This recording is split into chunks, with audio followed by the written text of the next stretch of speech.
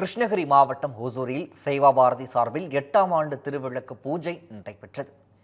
தனியார் மண்டபத்தில் நடைபெற்ற திருவிளக்கு பூஜையானது விநாயகர் பூஜையுடன் தொடங்கியது. அதைத் தொடர்ந்து 600க்கும் மேற்பட்ட பெண்கள் கலந்து கொண்டு குத்துவிளக்கிற்கு மலர்களால் அலங்காரம் செய்து விளக்கேற்றி சிறப்பு வழிபாடுகள் நடத்தினர். சேவாபாரதி அமைப்பின் மாவட்ட நிர்வாகி பத்மா விஷ்ணுகுமார் குழுவினர் மந்திரங்கள் ஓத திருவிளக்கு பூஜையானது விமர்சையாக நடைபெற்றது.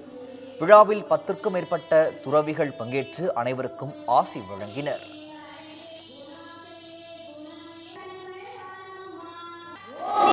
சேவாபாரதி இது ஒரு இன்டர்நேஷனல் ஆர்கனைசேஷன். அந்த ஆர்கனைசேஷன் இன்று நம்மளுடைய ஒசூரில் மீரா மகாலில் விளக்கு பூஜை நடத்தி கொண்டிருக்கின்றார்கள். 8வது முறையாக இங்கு நடத்தி கொண்டிருக்கின்றோம்.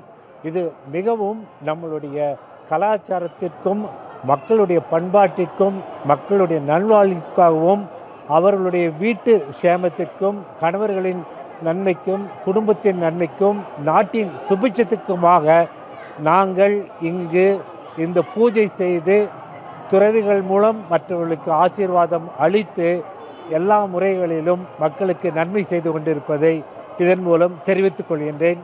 இன்றைக்கு 600 மகளிர்கள் கலந்து கொண்டு சிறப்பித்துக் கொண்டிருக்கின்றார்கள் என்பதுதான் ஒரு பெருமையான விஷயம்.